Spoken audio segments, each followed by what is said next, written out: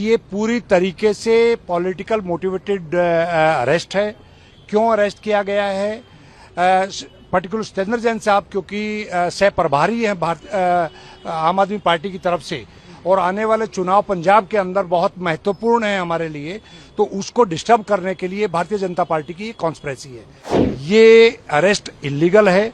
इस अरेस्ट के खिलाफ हम लोगों ने कोर्ट के अंदर भी और अगर जरूरत पड़ी तो हम आगे फर्दर कोर्ट में भी जाएंगे। एसीबी जो है अरेस्ट के टाइम पे रिटर्न में कुछ देती है, आर्गुमेंट के दौरान कुछ कहती है। अभी हम लोगों ने ये भी कहा है कि 5 अगस्त से लेकर और अब तक की जितनी भी डायरी है वो सीज की जाए और उसमें साइन किया जाए कि ये अपने रिकॉर्ड के साथ छेड़खानी करेंगे, क्योंकि ये अरेस्ट का आदेश एसीबी का नहीं है, कहीं ना कहीं भारतीय जनता पार्टी के ऑफिस से ये आदेश आया है कि इनको अरेस्ट किया जाए। देखिए, अभी कोर्ट में सत्येंद्र जैन साहब और बाकी एक्यूज को पेश किया गया है और एसीबी की तरफ से एक एक्यूज को छोड़ के बाकी सबके लिए जुडिशियल कस्टडी की एप्लीकेशन मूव की है, रिक्वेस्ट की गई है। हमने उसको भी अपोज किया है क्योंकि ये अरेस्ट बिल्कुल गलत है।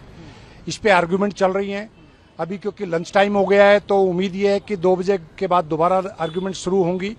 हमने अपनी तरफ से आर्गुमेंट के दौरान ये बात कही है कि ये पूरी तरीके से पॉलिटिकल मोटिवेटेड अरेस्ट है। क्यों अरेस्ट किया गया है? पर्टिकुलर सत्येंद्र जैन साहब क्योंकि सह प्रभारी हैं आम आदमी पार्टी की तरफ से और आने वाले चुनाव पंजाब के अंदर बहुत महत्वपूर्ण है हमारे लिए, तो उसको डिस्टर्ब करने के लिए भारतीय जनता पार्टी की कॉन्स्पिरेसी है। 2022 के अंदर एक एलिगेशन कहते हैं कि 2022 मई के अंदर कोई टेंडर के अंदर घपला हुआ है, उसमें सत्येंद्र जैन साहब की भूमिका बताई गई है। उस दौरान में सत्येंद्र जैन साहब ईडी के एक केस में, सीबीआई के केस में ऑलरेडी अरेस्ट थे। 2024 के अंदर एफआईआर होती है। 2024 से लेकर 2026 तक इन्वेस्टिगेशन में जितने बार भी उनको बुलाया गया है उतने बार उन्होंने इन्वेस्टिगेशन ज्वाइन की है।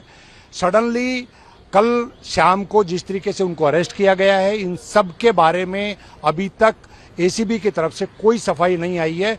देखते हैं कि ऑनरेबल कोर्ट के सामने क्या सफाई आती है और उस सफाई के बाद ऑनरेबल कोर्ट क्या निर्णय लेते हैं। लेकिन ये तय है कि पूरी तरीके से ये अरेस्ट इलीगल है। इस अरेस्ट के खिलाफ हम लोगों ने कोर्ट के अंदर भी और अगर जरूरत पड़ी तो हम आगे फर्दर कोर्ट में भी जाएंगे। सर, जो अंकित श्रीवास्तव है उसकी रिमांड मांगी है। सत्येंद्र जैन का जो ग्राउंड ऑफ अरेस्ट है उसमें कहा गया है कि इनकी गिरफ्तारी जरूरी है आगे की जांच के लिए, और यहाँ आके अपना स्टैंड बदल लिया।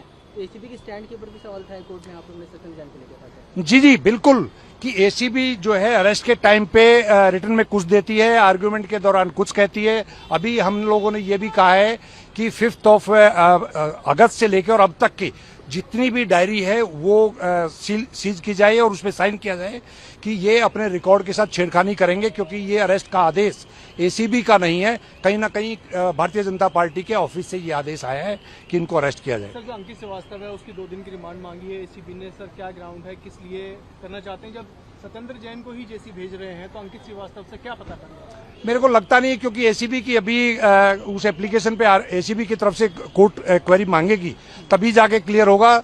ये भी समझ में नहीं आता कि भी आप एक एक्यूज की 2 दिन की पीसी मांग रहे हैं, बाकी की जुडिशियल कस्टडी मांग रहे हैं। तो मेरे को लगता है ये टोटल एसीबी किसी प्रेशर में इनको अरेस्ट किया गया है, क्योंकि सभी एक्यूज की तरफ से ये आर्गुमेंट हुई है कि जब भी इन्वेस्टिगेशन के लिए बुलाया गया है तब हम लोगों ने ज्वाइन किया है। कोई ऐसी 5 अगस्त से लेकर अब तक कोई ऐसी डेवलपमेंट नहीं हुई है जिसके बेस पे एकदम सडन अरेस्ट करने की जरूरत पड़े। सर, क्या कोई बेल भी मूव की गई है सत्येंद्र जैन की तरफ से? नहीं, अभी जैसे ही उनकी आर्गुमेंट कंप्लीट होगी तो बेल एप्लीकेशन हमारी तैयार है, क्योंकि जुडिशियल कस्टडी में जैसे ही जाएंगे तो बेल लाइव करेंगे। बेल एप्लीकेशन इमीडिएटली मूव की जा रही है।